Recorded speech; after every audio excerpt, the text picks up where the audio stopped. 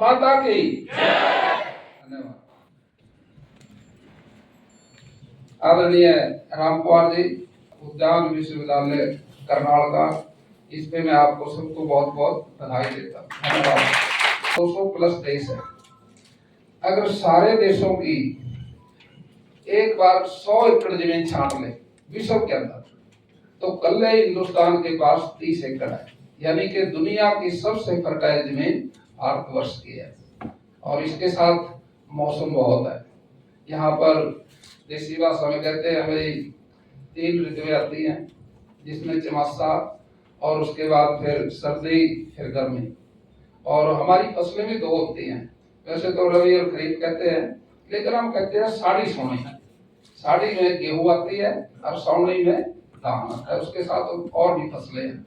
कई बार हमारे को अपनी परंपरा के हिसाब से चीज जल्दी समझ में आ जाती है। और मुझे नहीं पता था मैं कृषि मंत्री बनूंगा और विधायक बनूंगा।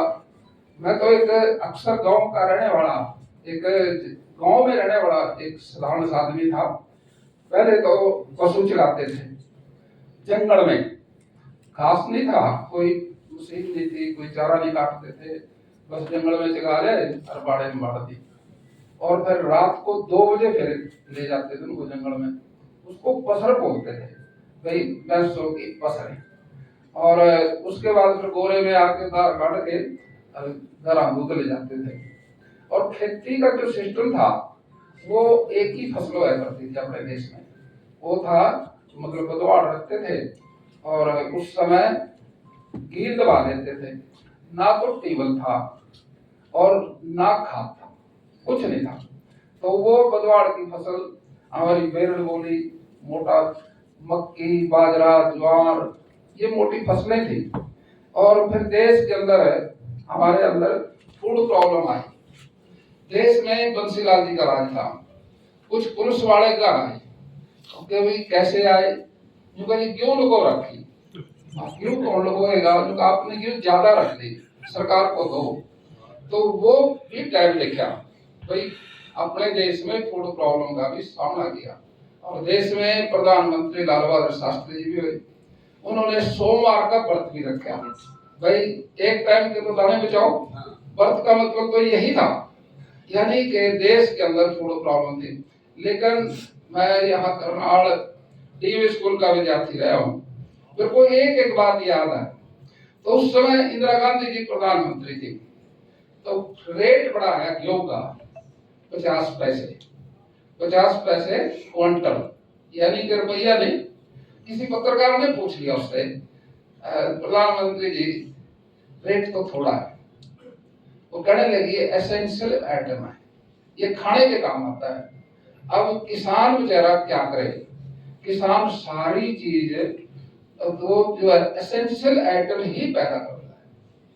क्योंकि आप देखिए जितना भी अनाज था, मोटा अनाज, गेहूं तो कम थी, बेरड़ हुआ करती थी उस टाइम। अपने लोग बाजरा, मक्की, ज्वार की रोटी खाते थे, लेकिन उस टाइम बीमारी नहीं थी। बीमार भी इक्का दुक्का कोई हुआ करता, और उसके लिए भी वैद्य था, और वो 2-2.5 किलोमीटर पे जाके कहीं अपनी दवाई देते थे, फैमिली डॉक्टर समझो उसको। लेकिन आज विकास होया। अब पहले तो एक डॉक्टर मरीज का था, डॉक्टर सारे मरीज को खुश करता था, एक मरीज एक आदमी।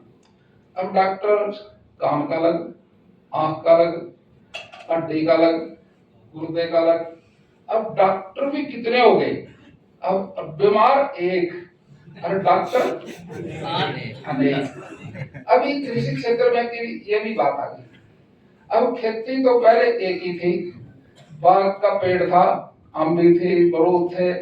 अब ये भी अलग अलग हो गए, पशुपालन अलग हो गया, बागवानी अलग होगी, एग्रीकल्चर का सिस्टम गेहूं का अलग हो गया। अब इसके अंदर भी बहुत बड़ी जगह है। हमारे देश की सबसे बड़ी बेरोजगारी कृषि क्षेत्र ही खत्म कर सकता है। इतना बड़ा दायरा हमारे देश के अंदर है कृषि क्षेत्र का, यहाँ सबसे ज्यादा बेरोजगारी दूर हो सकती है। अब साथियों, कृषि तो बहुत बड़ी चीज है। जैसे हमारे देश का डेमोक्रेसी सबसे बड़ा है ना, ऐसे कृषि क्षेत्र सबसे मजबूत और बड़ा है। अब कोरोना काल आया था,